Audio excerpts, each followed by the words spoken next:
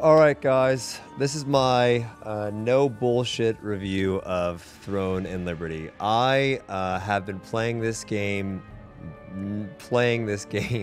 non-stop since the beta launch, but no meme, I've been diving deep into this game to try to figure out what's up with everything, and as the controversy came out about this game, in some fucked up way, I was more enticed to continue playing because I wanted to just make a video for you guys, and I had planned to make a high production video, something similar to what I've done for other games in the past, like Blue Protocol recently did one, and I just love making those types of videos, those essay style videos, because it's just, I don't post often on this channel, and when I do, I want to make sure it's a high quality video. But for this one, I'm just going to give you guys my thoughts in a natural format. Hopefully you guys are okay with that.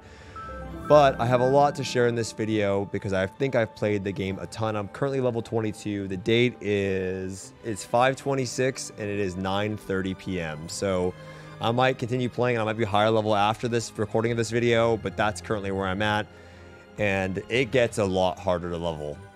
So we'll see. This game, as you can see, or you've seen online, has some fundamental problems with it. Two of them, namely, being the combat, which I don't really need to bore you, I would say, with showing you the combat. You've seen the combat, you've seen the combat a bunch of times.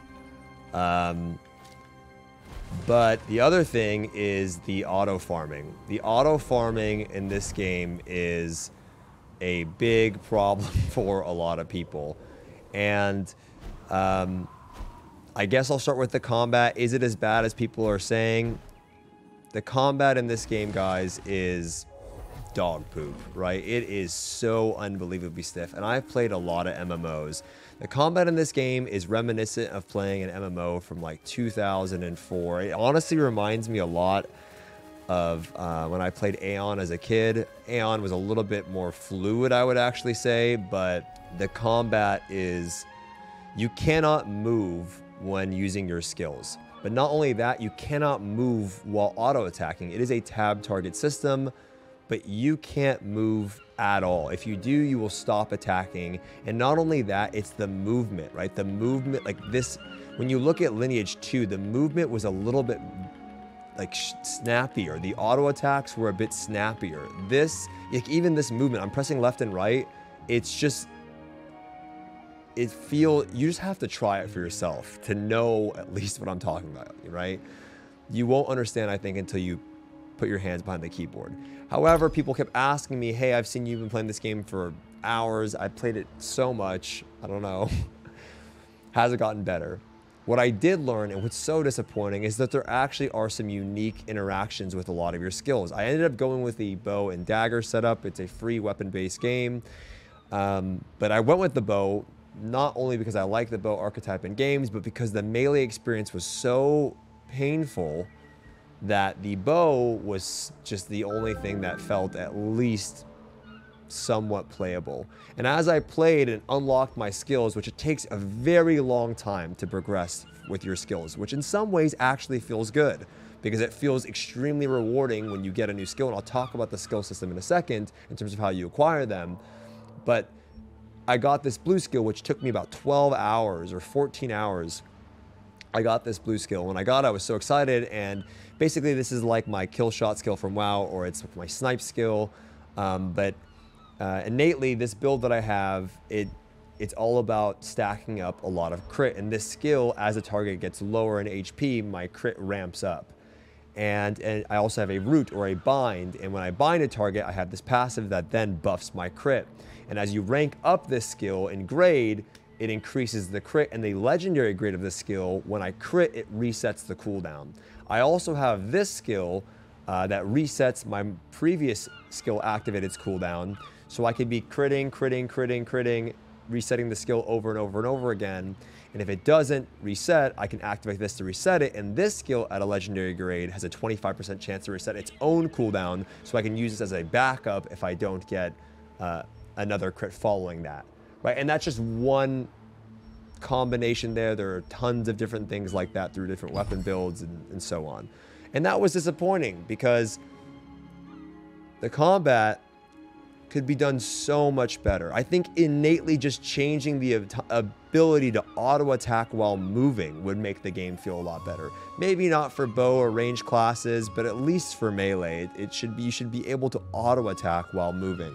As far as the stats go and everything that you would find in the game, very old school. Not just in these stats, but having things like, if you can see here, ranged hit. That's an old school thing.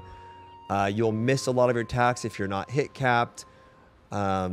Attack speed, and the stats aren't just generic in terms of like what they do. They give you tons of different effects. Again, right? And every stat has some use. It's not like you just stack everything into one stat. There's some depth there. There's some depth in how your accessories go. There's set bonuses early on. And all of this is kind of just like, in some ways, trumped by the combat itself. It does improve, but it doesn't change the core element of the stiffness of the combat and the movement.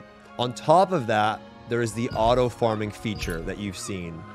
And I'll dive more into why this is there in a second, but essentially the way that this actually works and the way that you use this in this offline farm feature is this is something that you will use, when you don't feel like doing a contract quest, which I'll show you in a second, but B, it's there to farm when you're AFK or you're going to like leave or in some cases go offline. Most of the time when I would use this, I tested it the first day I was playing the game overnight, usually you'll die. And the reason why you'll die is if you're in an actual farming spot, what you would like to do is find other people in your area that are auto farming so you can position yourself next to them so you can literally use them as like, it's like tower defense where they're just teeing off and you're going to be there. They're going to assist you in tagging mobs. But eventually these areas can be flagged for events that will take place. And when that event takes place, it can be a peaceful event where no one can attack each other, or it can be a PvP flagged event where people can kill each other. And when that happens, it's a graveyard out there. So every time I would use this feature, I would maybe get a full level overnight, but every time I would log back in, I'd be dead. But it would get you a full level. The offline feature, which is available, the offline farm feature, if you're in a farm spot, is available if you get the, at least in this version, the premium pass. The way that this works is it's the same thing as the Astral Farm, right? It's just you're not on the game and you get 8 hours per day. But you can still die, right? Like it's like your character's in the game, but your client's off, so you don't have to leave it running on your computer. It's just like some, I guess, their way of QOL of not having to like have your PC running all of the time. But the thing is with this system is it's so intertwined with the actual game. It's not like it literally does everything for you. It's there because I'm level 22, and right now I have this, and I've been told I don't, with these Eastern MMOs, there's so much misinformation out there, and there's not a lot of information out on this game in general, which is why I was excited to play it for the discovery aspect. The shitty part is that what I've been told is that this is for the beta. And so getting to 20 is actually quite fast, but after 20, it slows down like insanely fast, right? The experience that you need to level, it like quadruples. It gets, and Lineage is one of those genres where it's a long-term grindy progression game, like most Eastern MMOs. But it took me like all day of just farming to get like this much of a level at level 22. Okay, the beta goes to 30. And not only that, but you also have this weapon mastery system. And when I was playing this game, I was looking through this system, and what this is like an additional talent tree where you get like different stat bonuses. You get hit, crit, different effects here. When I was going through this system when I was going through this system after playing all day, I had earned like 2% into this system by actually playing. And I was like, what's going on? Like, how do you progress through this? It was only till that I'm now Mastery 2, so I have one slot selected here. It gives me ranged hit. And also this system is RNG, by the way. It's a scale from 10 to 30. Anyway, when I decided to use the auto farm feature, and leaving my game on for like 8 hours to farm. I eventually died when I woke up, but I then got like 20 or 30% into it. And I'm like, oh, that's how that works. You need to be using your weapon an insane amount to get progression in this system. The same goes for the XP. So the way that you level in this game, there's a lot of actually, you know, again, just, it's such a bummer, man, because there's actually a lot of great systems, or at least fun systems in the game that are a big part of the reason, you know, why I continued to play, because I found some enjoyment in them. As you can see, there's like no real loading screens. I'm instantly across the map, so they did keep their word on that. They have this thing, which is the contract system. And outside of the MSQ, which the MSQ in this game is actually so good. Like, the VO is good, the cutscenes, the intro, when you get into the game, like the cinematics, when you get into the game, it's like the first 20 minutes, you're like, yo, this game is sick, right? Because the cinematics are so good, and it continues on throughout the game, and like every interaction with the MSQ has VO, right? It's so well done. And you get a lot of experience from that. But outside of that, you'll be doing your farm, your auto farm, maybe, or you're doing these. And these are basically town board mission quests from New World. And you can like refresh them similar to New World. But I think they're a little bit better and they feel less repetitive. Maybe because I'm actually not doing them some of the time. But you get these things here, right? And they give you like really useful shit to either upgrade your gear, to upgrade a skill, which I'll talk about later on, or to craft a recipe to craft something. And another really good system in the game is the crafting. The crafting in this game is so good because you craft everything, right? You literally craft everything in the game. There is some like RNG with some of it later on, but overall, they did a pretty good job with that. You know, if I go here to the armor crafter, these are all of the helmets that you can craft. And all of these helmets have different stat combinations where they give you mana regen, cooldown speed, perception, which is your range damage, dexterity, which is your crit. There's set bonuses on them. I mean, there's so many, right, that you can go through, and they all look cool. You know what I mean? Like, this is just the chest pieces. The same goes for your weapons. And then even these materials that you need, all of these are acquired through those mission boards or out in the world when you're auto farming. Additionally, there's also this crafting book where when you have these leftover items that you might loot from farming, right, auto farming, or just doing quests, or maybe you gather some materials out in the world, you can craft additional pieces with maybe some of your lesser mats to give you mats for the next tier, right? So gray mats for green gear, or gray gear for green mats, etc. And it goes all the way up to giving you, like, you know, if you're looking for blue gear, that's how I got my first blue piece, right? I crafted like 4 helmets because I had leftover mats going around, and it gave me a recipe for a specific item. There's general recipes. I mean, look at all of these. I mean, there's so many here. The same goes for actually upgrading your skills and crafting your skills. Your guild can unlock recipes for you. The guild system is also really good, but my guild that I had randomly joined, I can't talk to anyone in the guild. They had actually, they just did something in the game for me, and I got some more materials. I'll donate to them today. Your guild can also unlock like parts of the world for you. So they unlock this field boss, and then now we're able to summon the boss through our guild hall. The boss was extremely laggy, not FPS lag, server lag, and that's also a concern that I actually have. The game FPS wise for me runs great, but the server lag, at least over here, is bad. And I know some people are going to say, well, maybe it's your ping, but just keep in mind, guys, I got this a lot when I was playing the game. Hey, like, don't judge the game. You're playing with high ping.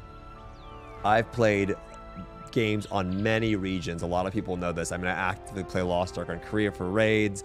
I played BP in Japan. I know what ping is like. I was worried. I'm a little worried about the server. We'll see. But They unlocked this boss, and it actually gave me these parchments that allowed me to get my first skill, my first blue skill, and after like 15 hours of playing, and I was so happy about that. I mean, look, these are all the things that you use to upgrade your skills. These are all the skills that you can craft, and then other crafting books to earn a skill, like the purple ones that you saw earlier. Those come from bosses that you can kill in the game. So it's like an exciting progression system in some ways, because it feels a little bit more old school like that. So the crafting system is actually really in depth, but in order to do that, you know, you're going to be auto farming quite a bit of the time. There's so many more things that I could go into depth, like how the dungeons are open during the day or nighttime, how your skills will do damage depending if it's windy or not, and you can attack in the direction of the wind.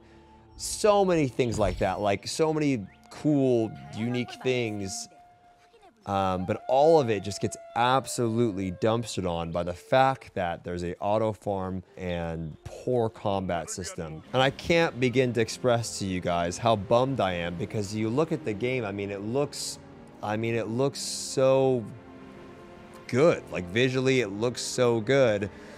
And a lot of people are saying online, you know, well, how did this take so long to develop? It's a mobile game ported over to PC, but I really wanted to show you guys something, because I don't think a lot of people are aware of how successful the Lineage franchise is in terms of profit. In 2017, according to this, Lineage M was the highest grossing mobile game in the series, and it generated $4.2 billion in revenue, followed by Lineage 2M at $1.7 billion and Lineage W at just over $1 billion. And if you look at Diablo 3, right, Blizzard doesn't usually release this type of stuff, but you can kind of get an idea. Diablo 3 is one of the fastest PC selling games, or fastest selling PC games of all time. I'm sorry, I'm tired. At around $40 a copy, maybe a little bit more, a little bit less. That's around $1.2 billion, which, I mean, is like 1/3 of Lineage M, a mobile game. And I can bet you that it took longer to develop Diablo 3, and it probably cost Blizzard a lot more. What I also wanted to show you, the gameplay of this game. If you look at this, I mean, I've been playing this game, Throne of Liberty a lot. I mean, this is pretty much... This is pretty much... By the way, those weapons exist in Throne of Liberty. I've used them for a bit. So it makes it even more hilarious. But that is pretty much what your farming or auto farm experience and combat experience will look like in this game. But they've basically added more PC-like features, or like, I would say, complexity, and it's visually better. And I know a lot, well, why wouldn't they just release this on mobile or market it as a mobile game? The reality is, and what at least my theory behind this is, guys, is I don't think this combat system was a mistake. I don't think this was rushed, or they were being lazy. What I think is, guys, is this is NCSoft's attempt to tap into the PC and console gamer market for two reasons. A, it's made for people that play mobile games and would like to have a PC exclusive type game that has mobile-like features but has the maybe visual fidelity and graphics of a PC title. Or B, it is made for people that may not know that they like PC games, or mobile games rather. They may not know they like mobile games, and they want to see if they can tap into that market and get some of those people to dabble in the game and see what they think. If I'm wrong on this, and they do want feedback, and they do want, which I don't think I am, but if I am wrong, and they really want to, grasp that PC enthusiast MMO market that has been waiting for a really fun MMORPG, they need to do a lot to change it. The first thing is it's tab target fine, but allow us to at least have some movement in our skills, allow us to move while auto attacking for specific weapon types, get rid of the auto farm, but then you have to adjust all of the XP required and all of these progression systems that require an insane amount of grinding to bring those down, because there is no way that even with a tab, I mean, I don't even want to really, you know, I can play BDO here and there for sure because it's a fun game for the world and the environment and the combat, but I'm not, you know, the biggest enthusiast of grinding games. And that combat system in BDO is insane.